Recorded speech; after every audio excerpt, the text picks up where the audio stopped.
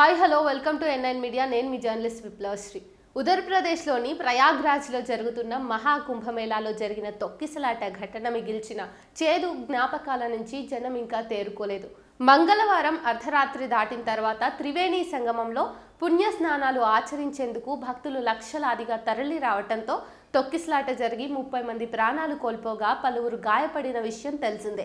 దీనికి ప్రత్యక్ష సాక్షులుగా నిలిచిన కొందరు భక్తులు ఆ విషాద ఘడియలను గుర్తు చేసుకుంటూ భయపడ్డాం, విలపించాం, ఎవరూ మా గోడు వినలేదు. జనం పరుగులు పెడుతుంటే వారి కాళ్ల కిందే చాలా మంది నలిగిపోయారు. మా కళ్ల ముందే అంతా జరిగిపోయింది. అధికార యంత్రాంగం, పోలీసుల వైఫల్యం కొట్టొచ్చినట్లు కనిపించింది అని వాపోయారు. తొక్కిసలాట ఘటన తర్వాత ఆచూకీ తెలియకుండా పోయిన తమ వారి కోసం చాలా మంది వెదుగుతూ కనిపించారు. క్షతగాత్రులు చికిత్స పొందుతున్న ఆసుపత్రుల వద్ద పడిగాపులు గాస్తున్నారు. వారిని పట్టించుకునే నాథుడే కరువయ్యాడు. తొక్కిసలాటలో ఎంతమంది చనిపోయింది రాత్రి వరకు ప్రకటించనే లేదు. సమాచారం అడిగితే అధికారుల నుంచి మౌనమే సమాధానంగా వచ్చింది. వదంతులు నమ్మవద్దని, ప్రశాంతంగా ఉండాలని మాత్రం చెప్పారు. వాస్తవానికి కుంభమేళాపై ఉత్తరప్రదేశ్లోని యోగి ప్రభుత్వం విస్తృత సమాచారాన్ని ఎప్పటికప్పుడు తెలియజేసేందుకు వ్యవస్థలను ఏర్పాటు చేసింది. ప్రతిదానికి లెక్కలు చెప్పారు. ప్రత్యేక రైళ్లు ఎన్ని వచ్చాయి, వాటిలో ఎంతమంది ప్రయాణం చేశారు, ఎంతమంది స్నానాలు చేశారు, ఇలా ప్రతి 2 గంటలకు ఓ బులెటిన్ విడుదలయ్యేది. కానీ తొక్కిసలాట తర్వాత మృతులు, గాయపడిన వారి సమాచారం అందించడానికి అనేక గంటల సమయం పట్టింది. మృతులు, క్షతగాత్రులు, జాడ తెలియకుండా పోయిన వారి వివరాల కోసం బంధువులు, స్నేహితులు అటు ఇటు పరుగులు తీస్తూ అల్లాడిపోయారు. నా సోదరి రేణు ఆచూకీ తెలియటం లేదు అని అజయ్ కుమార్ యాదవ్ ఆవేదన వ్యక్తం చేశారు. ప్రయాగ్రాజ్లోని మోతీలాల్ నెహ్రూ వైద్య కళాశాల ఆసుపత్రి మార్చరీ ఎదుట ఆయన ఆతృతగా ఎదురు చూస్తూ కనిపించారు. ఆసుపత్రుల చుట్టూ తిరుగుతున్నానని, సమాచారం చెప్పాలని పోలీసులను వేడుకున్నానని, క్యూలో నిలబడి వేచి ఉండమని వారు సలహా ఇచ్చారని తెలిపారు. ఆసుపత్రికి ఎన్ని మృతదేహాలు వచ్చాయో వారికి తెలియదా, వారి వద్ద సమాచారమే లేదా అని తిరుపతికి చెందిన మనీష్ పాండే ఆగ్రహంతో ప్రశ్నించారు. ఆయన కూడా తన సోదరి కోసం వెదుగుతున్నారు. ఘటనా స్థలంలో చెప్పులు, బట్టలు, నీటి సీసాలు, వ్యక్తిగత సామాగ్రి ఇలా అన్నీ చెల్లాచెదురుగా కనిపించాయి. పోలీసులు మానవహారాన్ని ఏర్పాటు చేసే పరిస్థితిని చక్కదిద్దేందుకు కొంతవరకు ప్రయత్నించారు. లౌడ్ స్పీకర్లలో సూచనలు అందించారు. అయినా పెద్దగా ప్రయోజనం లేకపోయింది. త్రివేణి సంగమంలో అసలు ఏం జరిగిందనే విషయంపై భిన్న కథనాలు వినిపిస్తున్నాయి. గంగా, యమున, సరస్వతి నదులు కలిసే త్రివేణి సంగమం వద్దకు జనం ఒక్కసారిగా భారీ సంఖ్యలో తరలి వచ్చారని ప్రత్యక్ష సాక్షులు తెలిపారు. ఘాట్లో ప్రవేశించేందుకు ఏర్పాటు చేసిన 4 గేట్లలో 3 మూసేశారని కొందరు చెప్పారు. దీంతో తెరిచి ఉంచిన ఒకే గేటు వద్దకు ప్రజలు పెద్ద ఎత్తున చేరుకున్నారు. స్నానాలు చేసే తొందరలో కొందరు బారికేడ్లను పడదోసి లోపలికి పరుగులు తీశారు. తోపులాట జరిగింది. కర్రలతో కట్టిన బారికేడ్ విరిగింది. చాలా మంది చనిపోయారు, అనేక మంది గాయపడ్డారు అని 60 ఏళ్ల బేరీదేవి చెప్పారు. ఆచూకీ తెలియకుండా పోయిన వారిలో ఆమె భర్త కూడా ఉన్నారు. తాను ముందుగా ఆసుపత్రికి వెళ్ళానని, అక్కడి వారు తనను మార్చరీ వద్దకు పంపారని విలపిస్తూ అన్నారు.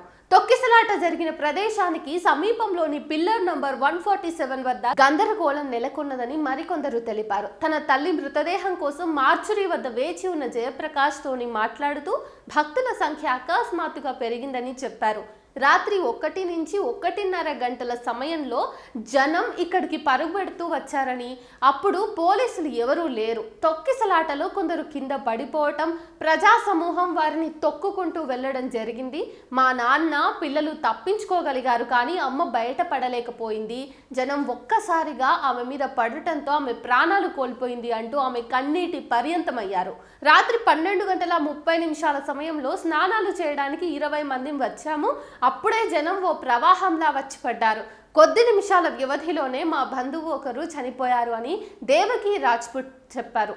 తొక్కిసలాటలో కింద పడిపోయిన వారిని తొక్కుకుంటూ జనం పరుగులు పెడుతుంటే పరిస్థితిని అదుపు చేసేవారే కరువయ్యారు. తొక్కిసలాటలో కొందరు ఊపిరాడగా ఇబ్బంది పడ్డారు. బ్రతికి బయటపడినా ఇప్పుడు తమ వద్ద డబ్బు లేదని, ఫోన్ కూడా పోయిందని, ఇంటికి తిరిగి ఎలా వెళ్లాలో తెలియటం లేదని కొందరు ఆందోళన వ్యక్తం చేశారు. భార్య చేతిని పట్టుకునే ఉన్నానని, అయితే తొక్కిసలాటలో తన చేతి నుండి ఆమె పట్టు జారిపోయిందని, చివరికి ప్రాణాలు కోల్పోయిందని బల్జీత్ సింగ్ చెప్పారు. తొక్కిసలాటలో అరగంట సేపు చిక్కుబడిపోయాను. చివరికి ఎలాగో బయటపడేసరికే నా భార్య విగత జీవిగా మారింది అని ఫూల్ చంద్ విశ్వకర్మ చెప్పారు. ఇలా ప్రయాగ్రాజ్లో ఎవరిని కదిలించినా కన్నీటి కథలు వ్యధలే వినిపించాయి. మృతదేహాలను తీసుకుని స్వస్థలాలకు బయలుదేరేవారు కొందరైతే వాటి కోసం ఆసుపత్రుల వద్ద ఇప్పటికీ పడిగాపులు గాస్తున్న వారు మరికొందరు. అసలు అయిన వారి ఆచూకీయే లభించక తల్లడిల్లిపోతున్న వారు ఇంకొందరు. వారిని ఊరడించేవారు గాని ఓదార్చేవారు గాని కనిపించడమే లేదు. కుంభమేళాలో మరోసారి అపశృతి చోటు చేసుకుంది. ప్రయాగ్రాజ్ సెక్టర్ 22లోని ఛట్నాగ్ ఘాట్ వద్ద ప్రమాదవశాత్తు మంటలు చెలరేగాయి. ఈ ఘటనలో దాదాపు 15 గుడారాలు కాలిపోయాయి. అగ్నిమాపక సిబ్బంది హుటాహుటిన అక్కడికి చేరుకుని మంటలను అదుపు చేశారు. ఎవరికి ఎలాంటి ప్రమాదం జరగలేదని అధికారులు వెల్లడించారు. అయితే 11 రోజుల క్రితం 2 గ్యాస్ సిలిండర్లు పేలడంతో భారీగా మంటలు వ్యాపించిన సంగతి తెలిసిందే.